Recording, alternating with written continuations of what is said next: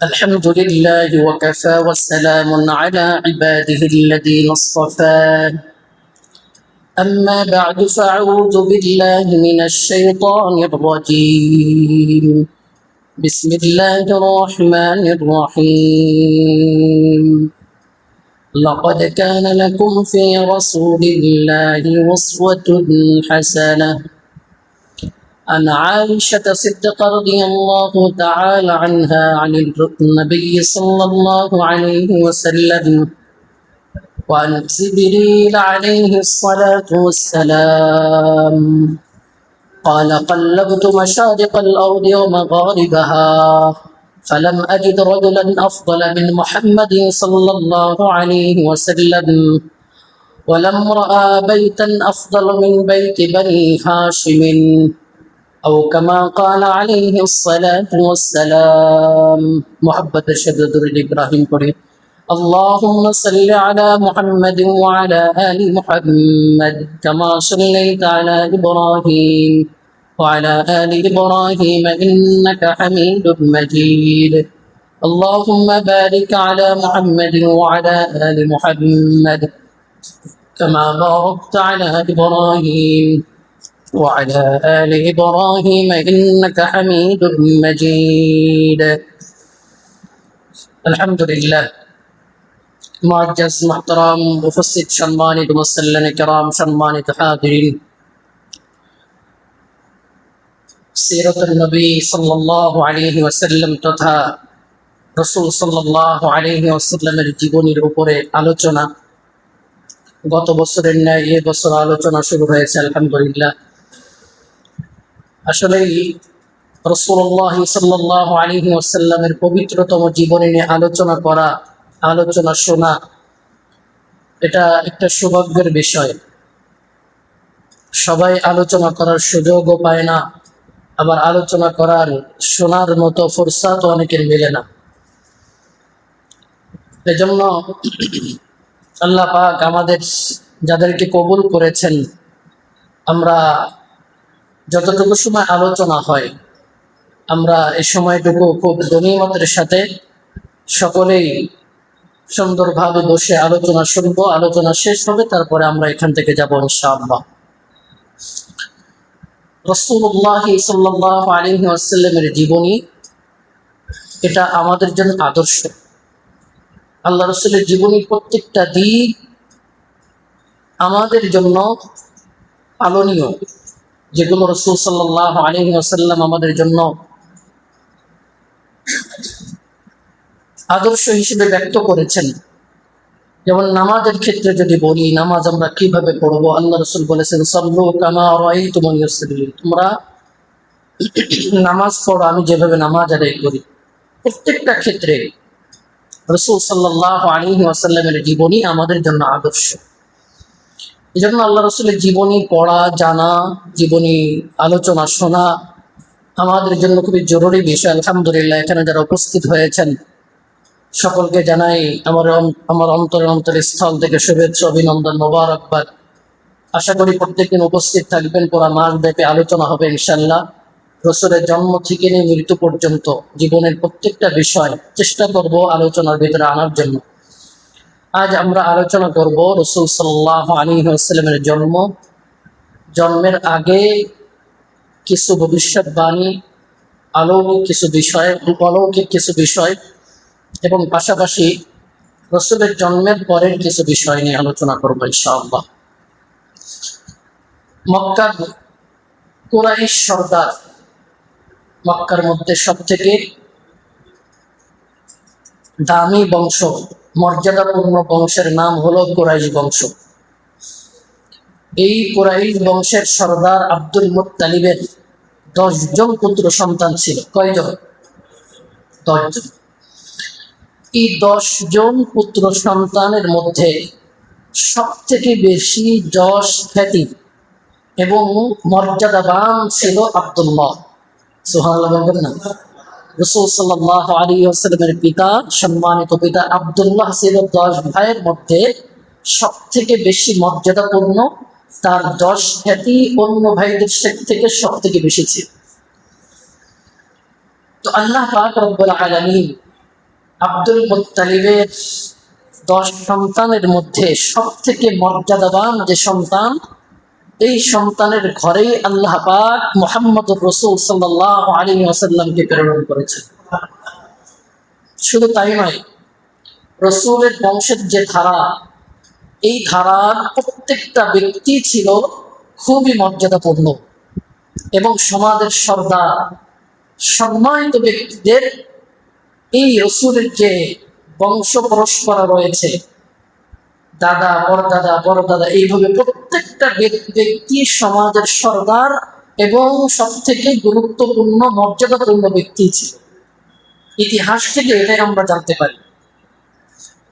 তো মুহাম্মদ রাসূলুল্লাহ সাল্লাল্লাহু আলাইহি ওয়াসাল্লামের পিতা একজন মর্যাদাবান ব্যক্তি ছিল। আব্দুল্লাহকে, আব্দুল মুত্তালিবের যে সন্তান আব্দুল্লাহ, এই আব্দুল্লাহকে বিবাহ দেন বনু যোহরা গোত্রের সর্দার ওহাবের কন্যা আমেনা সাথে। আব্দুল মুত্তালিব তার সব থেকে মর্যাদাপূর্ণ যে সন্তান, তাকে বিবাহ দেন। এই বনু যোহরা গোত্র সব থেকে বেশি কুরাইশ বংশের সাথে সম্পর্ক স্থাপনে সব থেকে বেশি এগিয়ে। যদি কুরাইশদেরকে বলা হয় যে কাদের সাথে তোমাদের সম্পর্ক বেশি হয়, তখন তারা একযোগে বলে দেয় যে বনু যোহরা গোত্র, তাদের সাথেই বেশিরভাগ বিবাহ শাদী, এটা বেশিরভাগ বনু যোহরা গোত্রের সাথে হয়। তো আব্দুল মুত্তালিব তার সন্তান আব্দুল্লাহকে বনু যোহরা গোত্রের ওহাবের কন্যা আমেনার সাথে বিবাহ দেন। রাসূল সাল্লাল্লাহু আলাইহি ওয়াসাল্লামের জন্মের যে তারিখটা, এই তারিখ একটা প্রসিদ্ধ, সমাজে প্রচলন বেশি, কিন্তু জন্মের তারিখ নিয়ে যেহেতু আগের জামানায় তো লিপিবদ্ধ করে রাখতো না কেউ। এখন যেমন জন্মের জন্য বিভিন্ন স্মরণিকা, বিভিন্ন ধরনের বাঁধিয়ে দেওয়ালে টাঙিয়ে রাখা হয়, জন্মদিন বিভিন্ন জায়গায় পালন করে, যেগুলো ইসলামে জায়েজ নাই। তো আগের সময় তো জন্মের তারিখ নির্ধারণ করে রাখা হতো না। রাসূলুল্লাহ সাল্লাল্লাহু আলাইহি ওয়াসাল্লামের জন্মের তারিখ এভাবে লিপিবদ্ধ করে কেউ রাখেন। তো বিভিন্ন মতের মধ্যে সব থেকে প্রসিদ্ধ এবং মানুষের কাছে, ঐতিহাসিক গণদের কাছে সব থেকে গুরুত্বপূর্ণ এবং তাদের কাছে গ্রহণযোগ্য মত হলো যে রাসূল সাল্লাল্লাহু আলাইহি ওয়াসাল্লামের জন্ম হয়েছে 570 খ্রিস্টাব্দ 12ই রবিউল আউয়াল সোমবারের দিন। এটাই হলো সব থেকে প্রসিদ্ধ মত, আল্লাহ রাসূলের জন্ম হয়েছে। রাসূল সাল্লাল্লাহু আলাইহি ওয়াসাল্লামের জন্ম হয়েছে কোন বছর, এটা নিয়ে ঐতিহাসিকগণ লিখেছেন আমুল ফিল, হস্তি বাহিনী, হাতি বাহিনী যে বাইতুল্লাহর উপরে আক্রমণ করেছিল, আব্রাহার হস্তি বাহিনী যে বছর বাইতুল্লাহর উপরে আক্রমণ করেছে, ওই বছরই আল্লাহ পাকের নবীকে আল্লাহ পৃথিবীতে প্রেরণ করেছে। এবং ওই যে বছর হামলা হয়েছে, যখন হামলা হয়েছে, যেদিন হামলা হয়েছে তার 40 থেকে 55 দিন এর মধ্যে হবে। 40 থেকে 55 দিনের মাথায় রাসূল সাল্লাল্লাহু আলাইহি ওয়াসাল্লামের জন্ম হয়েছে। মানে আসহাবুল ফিল, হস্তি বাহিনীর ঘটনা 40 থেকে 55 দিনের মাথায়। রাসূল সাল্লাল্লাহু আলাইহি ওয়াসাল্লামের জন্মের আগে কিছু ঘটনা সংঘটিত হয়েছে। আল্লাহ রাসূল সাল্লাল্লাহু আলাইহি ওয়াসাল্লামের মাকাম, মর্যাদা এই পৃথিবীর মধ্যে আদম আলাইহিস সালাতু ওয়াস সালাম সৃষ্টি, বা আদম আলাইহিস সালাতু ওয়াস সালাম যখন আল্লাহ পাক সৃষ্টি করেছেন হযরত আদমকে, তার আগের থেকেই রাসূল সাল্লাল্লাহু আলাইহি ওয়াসাল্লামের মাকাম এবং মর্যাদা। এ সম্পর্কে সাহাবায়ে কেরাম রাসূল সাল্লাল্লাহু আলাইহি ওয়াসাল্লামকে প্রশ্ন করেছেন যে ইয়া রাসূলুল্লাহ, আচ্ছা, এই আলোচনা করার আগে আরেকটা ঘটনা সংক্ষিপ্ত আকারে সেটা বলতে ভুলে গিয়েছি। সোমবারের দিন আল্লাহ রাসূলের যে জন্ম হয়েছে, এটা নিয়ে ঐতিহাসিকগণ কিছু বক্তব্য পেশ করেছেন যে সোমবারের দিন কেন রাসূলের জন্ম হলো। রাসূল সাল্লাল্লাহু আলাইহি ওয়াসাল্লামের আগমনের স্থান, কাল, পাত্র এগুলোর কারণেই যে আল্লাহ রসুলের সম্মান হয়েছে এমনটি না। রসুলের জন্মের কারণে স্থান দামি হয়েছে, রসুলের জন্মের কারণে সময়টা দামি হয়েছে, রসুলের জন্মের কারণে কাল, সময়, দিন, ক্ষণ, মাস এগুলো দামি হয়েছে রসুলের জন্মের কারণে। সুবহানাল্লাহ। শুক্রবার, তৎকালীন যুগে শুক্রবার যে দিনটা, এটা কুরাইশদের কাছে সব থেকে মর্যাদাপূর্ণ একটা দিন ছিল। কি বার? শুক্রবার। শনিবার ইহুদিদের কাছে মর্যাদাপূর্ণ দিন ছিল। কি বার? শনিবার। রবিবার খ্রিস্টানদের কাছে মর্যাদাপূর্ণ একটা দিন ছিল রবিবার। তারা এই দিনটাকে খুবই গুরুত্ব দিত, পবিত্রতম মনে করত। তো আল্লাহ পাক রব্বুল আলামিন এমন একটা দিনে আল্লাহ রাসূলকে প্রেরণ করলেন সোমবার, যে দিনটা কারোর কাছে কোনো গুরুত্ব রাখে না, কেউ কোনো পবিত্র মনে করে না। তো আল্লাহ পাক স্বতন্ত্রভাবে রাসূলকে এমন একটা দিনে প্রেরণ করছেন, যে দিনের কারণে, যে রাসূল সাল্লাল্লাহু আলাইহি ওয়াসাল্লামের জন্মের কারণে দিনটি দামি হবে। রাসূলের জন্মের কারণে সোমবার দামি বার, যে আল্লাহ রাসূল সোমবার কি করেছেন? জন্মগ্রহণ করেছেন। ঐতিহাসিকগণ এই বর্ণনা দিয়েছেন। তো যে কথা বলতেছিলাম, আদম আলাইহিস সালাতু ওয়াস সালাম সৃষ্টির পূর্বেই নবী করিম সাল্লাল্লাহু আলাইহি ওয়াসাল্লামকে নবুয়তের মুকুট আল্লাহ পাক দান করেছেন, নবুয়তের মর্যাদা আল্লাহ পাক দান করেছেন।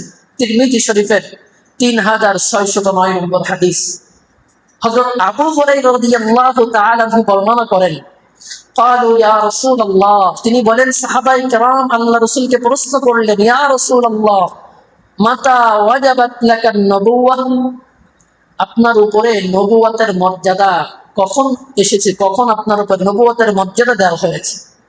ক্বালা আদামু বাইনার রূহি ওয়াল জাসাদ, আল্লাহ রাসূল বলেন যে যখন থেকে আদম আলাইহিস সালাতু ওয়াস সালাম এবং তার রূহ পৃথক ছিল, অর্থাৎ আদমের সৃষ্টি হয় নাই, আদমের সৃষ্টির আগেই আল্লাহ পাক আমাকে নবুয়তের মর্যাদায় ভূষিত করেছেন। রূহের জগতে যখন সব রূহ সৃষ্টি করার পরে আল্লাহ পাক যখন অঙ্গীকার নিলেন, আলাস্তু বিরাব্বিকুম, আমি কি তোমাদের রব নয়, তখন সর্বপ্রথম যে রূহটা বলেছিল বালা, সেই রূহটা হলো আমাদের প্রিয় নবী মুহাম্মদুর রাসূলুল্লাহ সাল্লাল্লাহু আলাইহি ওয়াসাল্লামের রূহ। সুবহানাল্লাহ। সর্বপ্রথম মুহাম্মদ সাল্লাল্লাহু আলাইহি ওয়াসাল্লামের রূহ যে বলেছিল বালা, হ্যাঁ আপনি আমাদের রব। রাসূলুল্লাহ সাল্লাল্লাহু আলাইহি ওয়াসাল্লাম এই পৃথিবীতে যে আগমন করবেন, এই পৃথিবীতে যত নবী রাসূলগণ এসেছেন, প্রত্যেকটা নবী রাসূলগণ স্বীকৃতি দিয়েছেন এবং তারা ভবিষ্যৎবাণী করে গিয়েছেন যে একজন নবীর আগমন ঘটবে। প্রায় প্রত্যেকটা নবী এই স্বীকৃতি দিয়েছেন। হযরত ইব্রাহিম আলাইহিস সালাতু ওয়াস সালাম কাবা শরীফ নির্মাণ করেছেন। নির্মাণ করার পরে আল্লাহ পাকের কাছে দোয়া করেছেন। সেই দোয়াটা আল্লাহ পাক কুরআনুল কারীমের সূরাতুল বাকারা 129 নম্বর আয়াতে কারীমার মধ্যে ইরশাদ করতেছেন, রব্বানা ওয়াবআস ফীহিম রাসূলান মিনহুম ইয়াতলু আলাইহিম আয়াতিকা ওয়া ইউআল্লিমুহুমুল কিতাবা ওয়াল হিকমাহ ويزكيهم إنك أنت العزيز الحكيم। এই আয়াতে কারিমার মধ্যে ইব্রাহিম আলাইহিস সালাতু ওয়াস সালাম দোয়া করতেছেন, রব্বানা, হে আমাদের প্রতিপালক, ওয়াবআস ফীহিম রাসূলা, আরবদের মধ্য থেকে অর্থাৎ আমার বংশধরের মধ্য থেকে আপনি এমন একজন রাসূলকে প্রেরণ করবেন, মিনহুম ইয়াতলু আলাইহিম আয়াতিক, যে আপনার কালাম তেলাওয়াত করে মানুষদেরকে শোনাবেন,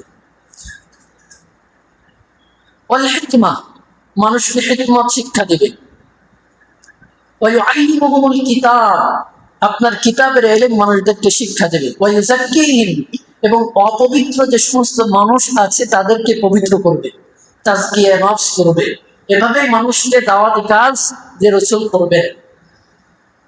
ইব্রাহিম আলাইহিস সালাতু ওয়াস সালামের দোয়া আল্লাহ পাক রব্বুল আলামিন কবুল করেছেন।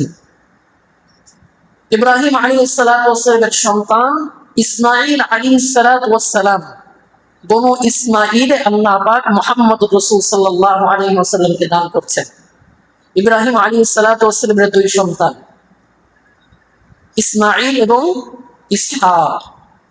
তো ইসহাক থেকে বনি ইসরাঈল আস্তে আস্তে এভাবে চলে আসছে ধারাবাহিকভাবে।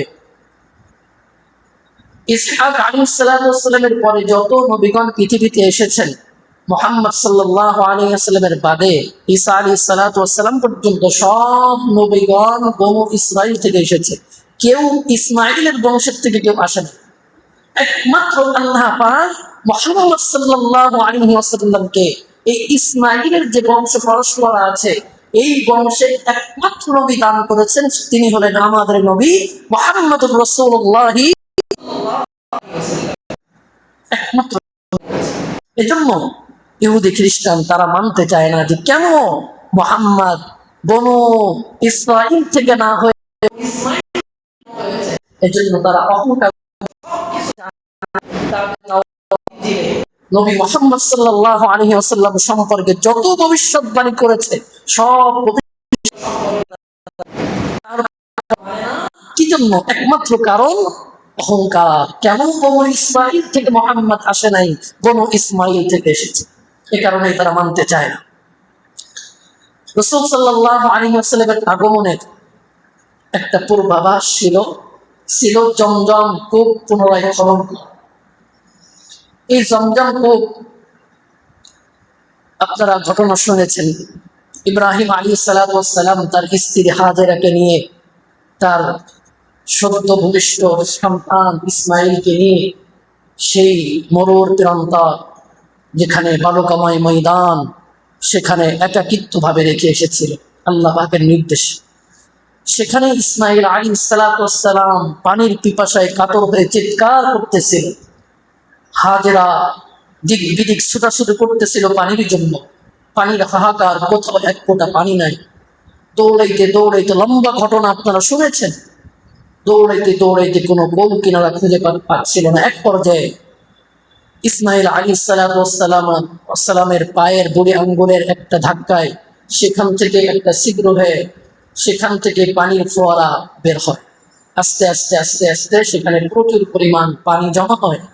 হাজেরা এসে বলে, জাম জাম, থেমে যাও থেমে যাও থেমে যাও, তা না হলে পুরো চতুর্দিকে পানি ছড়িয়ে যাচ্ছে। এই জন্য কি বলেছে?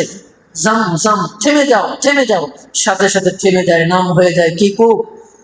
জামজাম। এই কূপ চলতে থাকে দীর্ঘদিন।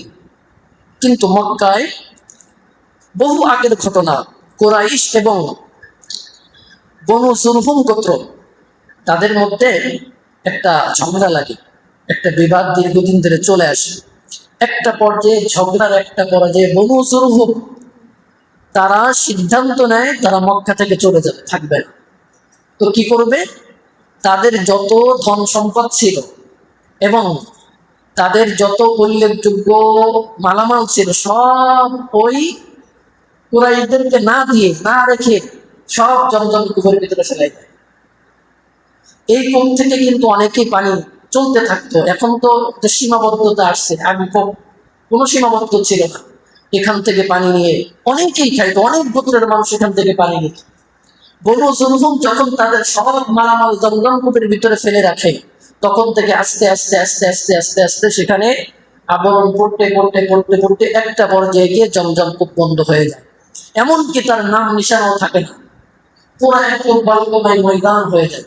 আপনার ইতিহাস পড়ে দেখবেন জমজম কূপের ইতিহাস, পুরা বালুকাময় ময়দান, সেখানে কোনো পানি উত্তোলন হয় না, মানুষ ওইভাবে নেয় না।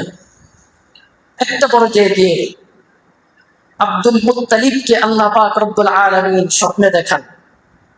একদিন আব্দুল মুত্তালিব কাবা চত্বরে ঘুমিয়ে আছেন, যেহেতু উনি কাবাকে রক্ষণাবেক্ষণ করতেন, কাবা চত্বরে ঘুমিয়ে আছেন। একটা পর্যায়ে স্বপ্ন দেখতেছে, একজন আগন্তুক ব্যক্তি এসে বলতেছে যে নির্দিষ্ট কূপ এটা তুমি খনন করো। উনি জাগ্রত হয়ে বলে, নির্দিষ্ট কূপ কি? উনি আর ওই ব্যক্তিকে খুঁজে পায় না। স্বপ্ন তো, নির্দিষ্ট কূপ কি? দ্বিতীয় দিন নিজের বিছানায় বাড়িতে দিয়ে ঘুমিয়েছে, আবার ওই একই স্বপ্ন, পবিত্রতম কূপ তুমি খনন করো। দ্বিতীয় দিন বলছে, পবিত্রতম কূপ আবার কি, আমি তো এটা জানি না। আবার উনি লোকটাকে খুঁজে পাই নাই। তৃতীয় দিন আবার বিছানায় ঘুমিয়ে গেছে, ঘুমাবে তখনই আবার তাকে স্বপ্ন দেখানো হয়, জমজম কূপ খনন করো। তো ওই দিন জমজম কূপ প্রশ্ন করতেছে স্বপ্নের মধ্যে, কিভাবে বুঝবো জমজম কূপ কোথায় আছে? তখন তাকে বলা হলো যে একটা স্থান দেখবে যেখানে রক্ত এবং গরুর গোবর থাকবে, অর্থাৎ এরপর আরো কিছু কিছু একটা কাক থাকবে, কিছু কিছু কথা বলা হয় যেটা সিরাতে ইবনে হিশামের মধ্যে আসছে। তো এরপর উনি উঠে দেখে যে কোথাও এমন কি নাই। তো হঠাৎ করে দেখে একটা গরু দৌড়াইতে দৌড়াইতে আসছে, তার মালিক তাকে দৌড়াচ্ছে জবেহ করবে। সাথে সাথে ওই স্থানে জবেহ করে, জবেহ করার সময় তখন দেখে যে সেইখানে রক্ত, এবং গরু জবেহ করার সময় কিন্তু সে কি করে, পায়খানা করে দেয়। তো ওইটা সেখানে পড়ছে, তখন সে নিশ্চিত হয়েছে যে নিশ্চয়ই এই জায়গাটাই হবে জমজম কূপের স্থান। সাথে সাথে স্থানটি সুন্দর করে পরিষ্কার করে খনন কাজ শুরু করে দেয়। একটা পর্যায়ে খুঁজতে খুঁজতে খুঁজতে খুঁজতে দেখা যায় যে সেখানে একটা পাথর, কোদালের ভিতরে একটা পাথর বেঁধে যায়। ওই পাথরে আঘাত করার সাথে সেখান থেকে পানি বের হয়। তখন নিশ্চিত হয় যে এটাই সেই জমজম কূপের পানি। এরপরে আরবের বিভিন্ন গোত্র থেকে লোকেরা এসে বলে, হ্যাঁ এটাই তো সেই ইসমাইল আলাইহিস সালাতু ওয়াস সালামের স্মৃতি বিজড়িত সেই জমজম কূপ, এটাই হলো আমাদের সেই ঐতিহাসিক জমজম কূপ, যেটা সম্পর্কে আমরা ইতিপূর্বে শুনে এসেছি। এতদিন আমাদের কাছে এটা অজ্ঞাত ছিল, এখন থেকে আমরা জানতে পেরেছি এটাই জমজম কূপ। আল্লাহ পাক এটা আগের থেকেই এটা উন্মুক্ত করেছেন এই জন্য যে এই স্থানে এমন একজন মানুষের আবির্ভাব ঘটেছে, যে মানুষের আবির্ভাবের পরে বিশ্বের বিভিন্ন প্রান্ত থেকে লক্ষ লক্ষ মানুষের সমাগম ঘটবে। এই লক্ষ লক্ষ মানুষের সমাগম মানুষের পানির পিপাসা নিবারণ করবে যে কূপের পানি, সেটাই আগের থেকে উন্মুক্ত করে আল্লাহ পাক আগেই পূর্বাভাস ঘোষণা করে দিয়েছেন যে এই জমিনে আগমন ঘটতেছে আখিরি নবী মুহাম্মদুর রাসূলুল্লাহ সাল্লাল্লাহু আলাইহি ওয়াসাল্লাম। এই কারণে আল্লাহ পাক আগের থেকে জমজম কূপকে খনন করেছে। এটা হলো রাসূল সাল্লাল্লাহু আলাইহি ওয়াসাল্লামের আগমনের আগের একটা পূর্বাভাস। মা আমেনা, রাসূলের আম্মা জান, রাসূল যখন গর্ভে, তখন মা আমেনা কিছু স্বপ্ন দেখে। তার ভিতরে অন্যতম ছিল যে তোমার একটা বিকট আওয়াজ আসছে, আওয়াজ এসে মা আমেনাকে জানিয়ে দিচ্ছে যে তোমার গর্ভে একটা মহারত্ন আছে, যে হবে এই বিশ্বের মধ্যে সব থেকে শ্রেষ্ঠ মানব, যার নাম তুমি মুহাম্মদ রাখবে। এরপরে মা আমেনা তিনি আরো কিছু বর্ণনা দেন যে মুহাম্মদ যখন আমার পেটে ছিল, তখন অন্যান্য মহিলাদের বাচ্চা পেটে আসলে পেট যেমন উঁচু হয়, আমার পেট অন্য মহিলাদের মতো উঁচু হয় নাই। এবং আমি যখন চলতাম তখন আশেপাশের গাছগাছালি, পাথর, এরপর পাখি, এগুলো সব আমাকে সালাম করতো। আমি কখনো বুঝে উঠতে পারি নাই যে এগুলো কেন আমাকে সালাম করে। মা আমেনা আরো বর্ণনা করেন যে মুহাম্মদ সাল্লাল্লাহু আলাইহি ওয়াসাল্লাম যখন আমার পেটে ছিল, আমি কূপ থেকে পানি উঠাইতে গেলে পানি কেমন যেন আমার কাছে উঠে চলে আসতো, আমাকে নিচে হওয়া লাগতো না, পানি আমার কাছে চলে আসতো। সুবহানাল্লাহ, সুবহানাল্লাহ। মুহাম্মদ সাল্লাল্লাহু আলাইহি জন্মগ্রহণ করেছেন খতনাকৃত অবস্থায়। আল্লাহ রাসূল সাল্লাল্লাহু আলাইহি ওয়াসাল্লাম বাচ্চাদের জন্মগ্রহণের করার পরে নাভি কাটা লাগে, কাটা লাগে না? আল্লাহ রাসূলের জন্ম হয়েছে, মা আমেনা বর্ণনা করেন যে নাভি কাটা লাগে নাই মুহাম্মদ সাল্লাল্লাহু আলাইহি ওয়াসাল্লাম। রাসূল সাল্লাল্লাহু আলাইহি ওয়াসাল্লাম যে বছর জন্মগ্রহণ করেন, এর আগের বছর মক্কার মধ্যে দুর্ভিক্ষ লেগে গিয়েছিল, খাবারের অভাব, অনটন, খুব দুর্ভিক্ষ, খুবই হাহাকার, অনাবৃষ্টি। রাসূলের যে বছর জন্মগ্রহণ হয় ওই বছর আল্লাহ পাক ফসলের ভিতরে বরকত দেন, বৃষ্টি দেন, চতুর্দিকে ফসলের সমারোহ শুরু হয়ে যায়, মানুষের মধ্যে আনন্দ উৎফুল্ল। এতদিন দুর্ভিক্ষ, এত ফসল ফলতেছে, চতুর্দিকে আনন্দ, আত্মহারা। আবার ওই বছর আসহাবুল ফিল, হস্তি বাহিনীর যে বিজয় মক্কাবাসীকে আল্লাহ দান করেছেন, এজন্য ওই বছরটা আনন্দ উল্লাসিত হয়ে মক্কাবাসী ওই বছরের নাম দিয়েছিল সানাতুল ফাতহি ওয়াল ইবতিহাজ। সানাতুল ফাতহি ওয়াল ইবতিহাজ, এই নাম ওই বছর মক্কাবাসীরা দিয়েছিল। এই বিষয়, এই অর্থ হলো বিজয় ও আনন্দের বছর। এই বছরটার নাম কি? বিজয় ও আনন্দের বছর। এই বছরই আল্লাহ পাক মুহাম্মদ সাল্লাল্লাহু আলাইহি ওয়াসাল্লামকে প্রেরণ করেছে।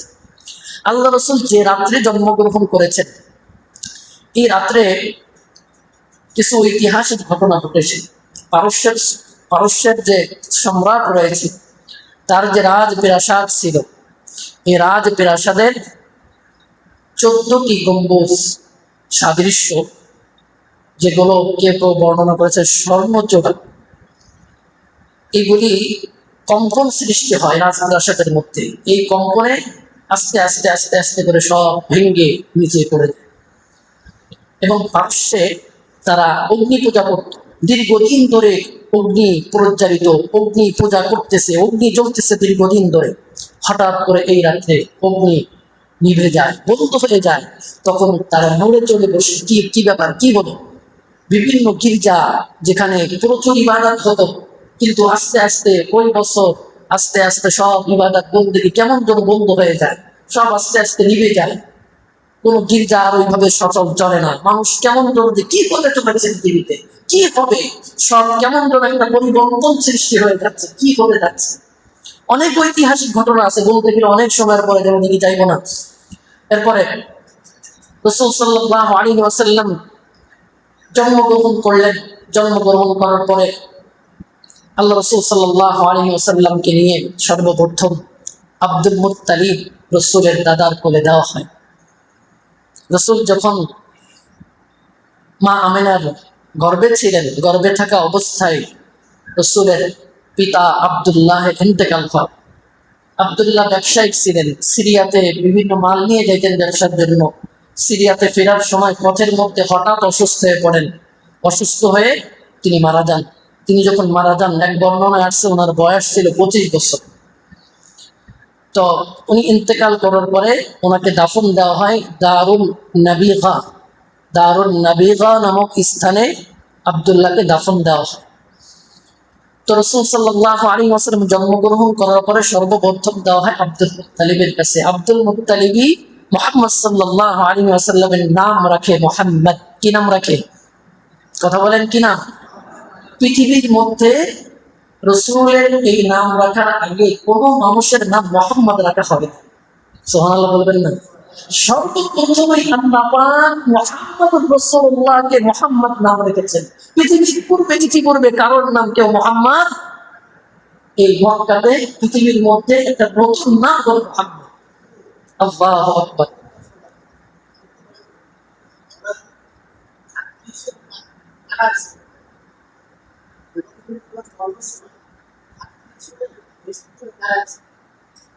এ সম্পর্কে বিভিন্ন বর্ণনা আসছে।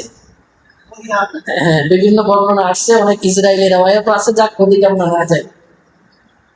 তো আল্লাহ পাক রব্বুল আলামিন এভাবেই অলৌকিক অলৌকিক অনেক ঘটনা আল্লাহ পাক দেখিয়েছেন পৃথিবীবাসীকে। তো রাসূল সাল্লাল্লাহু আলাইহি ওয়াসাল্লামের নাম মুহাম্মদ রাখা হয়। রাসূল সাল্লাল্লাহু আলাইহি ওয়াসাল্লাম নিজের মাতা মা আমিনার দুধ পান করেন 3 থেকে 4 দিন। এরপরে আবু লাহাবের আজাদকৃত দাসী সুহাইবা, তার দুধ পান করেন 7 দিন ধরে। 7 দিন, 6 থেকে 7 দিন মতন ধরে তার দুধ পান করেন। এরপরে রাসূল সাল্লাল্লাহু আলাইহি ওয়াসাল্লামের দুধ মাতা হালিমাতুস সাদিয়ার কাছে দেওয়া হয়। এটার লম্বা চওড়া আলোচনা আগামীকাল হবে ইনশাআল্লাহ, যে দুধ পানকারিণী দুধ মা হালিমাতুস সাদিয়া এবং পরবর্তী ঘটনা ধারাবাহিকভাবে আমরা আলোচনা শুরু করব ইনশাআল্লাহ। এখন এখন আমরা একটু কুইজ প্রশ্ন হবে। আমরা যে আলোচনা শুনেছি, আলোচনার মধ্য দিয়ে ইনশাআল্লাহ আমরা প্রস্তুতি নেই। আমরা যারা প্রশ্ন করার পরে আমি যখন বলবো হাত তুলতে, তখন আপনারা হাত তুলবেন। যার হাত আগে উঠবে তার কাছ থেকে উত্তর নেওয়া হবে। 3টা প্রশ্ন করা হবে। 1 নম্বর প্রশ্ন,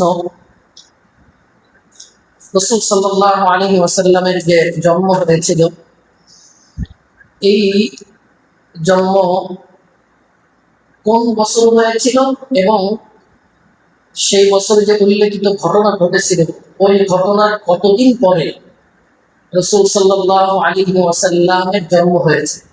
আমি হাত তুলতে বলি। আচ্ছা, হাত তুলেন দেখি।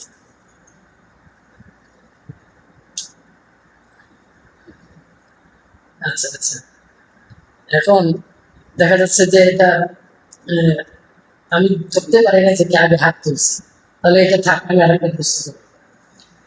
রাসূল সাল্লাল্লাহু আলাইহি ওয়াসাল্লাম যে বছর জন্মগ্রহণ করেছেন ওই বছর তো দুর্ভিক্ষ ছিল এবং বিজয় অর্জন করেছে ওই বছর।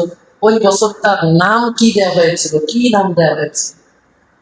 আরবিতে যে নামটা আছে এই নামটাকে বলতে পারবে? আমার ওই ভাই হাত তুলছে।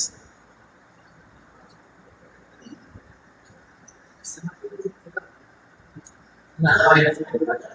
দাঁড়াও, এরপরে দেখি। বল। সানাতুল ফাতি ওয়াল ইবনি হাস, ইবনুল হাস, ইবনুল হাস ভাই বল। ইবনি হাস, না হয় নাই। হ্যাঁ, ইবতিহাস, বল। ইবতিহাস, মাশাআল্লাহ। সানাতুল ফাতহি ওয়াল ইবতিহাস, মাশাআল্লাহ, মনে রাখছে। ঠিক আছে, মাশাআল্লাহ, শুকরিয়া। এর নাম কি? ইব্রাহিম। আচ্ছা, দ্বিতীয় প্রশ্ন। প্রশ্ন থাকে, আমি হাত তুলতে বলি না, হাত তুলে গেলে ভালো হবে, তা না হলে ওই উল্টা পাল্টা হয়ে যায়। দ্বিতীয় নম্বর প্রশ্ন, রাসূল সাল্লাল্লাহু আলাইহি ওয়াসাল্লামের পিতা আব্দুল্লাহ যে ইন্তেকাল করেছিলেন, তো তার দাফন কোথায় হয়েছিল? না, স্থানটার নাম কি? দাফন কিন্তু দাফন যেখানে হয়েছিল স্থানটার নাম কি? বলেন। দাও।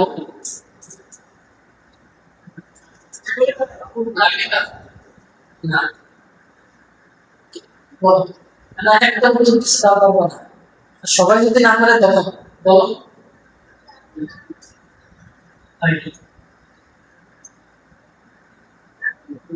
না, হয়নি। এটার নাম দারুল নাবি খান হ। হ্যাঁ, দারুল নাবি হ। আচ্ছা, রসুলের পিতা যখন ইন্তেকাল হয় তখন ওনার বয়স ছিল কত? আগে আমি হাত তুলতে বললে তুলব। আগে থেকে হাত নামা, হাত নামা, হাত তোলে, নিজে হাত তুলছে। 25 বছর। ঠিক আছে। আচ্ছা, তৃতীয় নম্বর প্রশ্ন, রাসূল সাল্লাল্লাহু আলাইহি ওয়াসাল্লাম দুধ পানের সময়কাল কত ছিল? নিজের মায়ের কাছে কত, নিজের দাসী যে আছে এগুলোর নাম কি ছিল? আগে না, ওই চাচা, আপনি বলেন।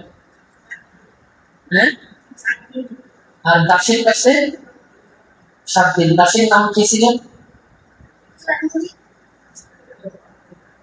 পারবেন না? বলুন। হ্যাঁ, নাম কি ছিল দাসীর নাম? হ্যাঁ, সুহাইবা। মাশাআল্লাহ। ঠিক আছে, তাহলে কাকাও একটা পার্সেন, ইনিও একটা পার্সেন। মাশাআল্লাহ, 4 জন। ঠিক আছে, আমরা প্রত্যেকদিন থাকার চেষ্টা করব, আর হলো চেষ্টা করব প্রত্যেকেই একজন করে সাথে করে নিয়ে আসতে। কয়জন? কমস কম একজন। কেবল শুরু হলো, প্রত্যেকদিন নিত্য নতুন জিনিস জানবেন, রসুলের জীবনের অনেক গুরুত্বপূর্ণ বিষয় আপনারা জানতে পারবেন। পুরো 1 মাস ধরে চলবে ইনশাআল্লাহ। আচ্ছা, আমরা একটু নামগুলো লিপিবদ্ধ করে দিয়ে যাই যারা উত্তর দিতে পেরেছেন।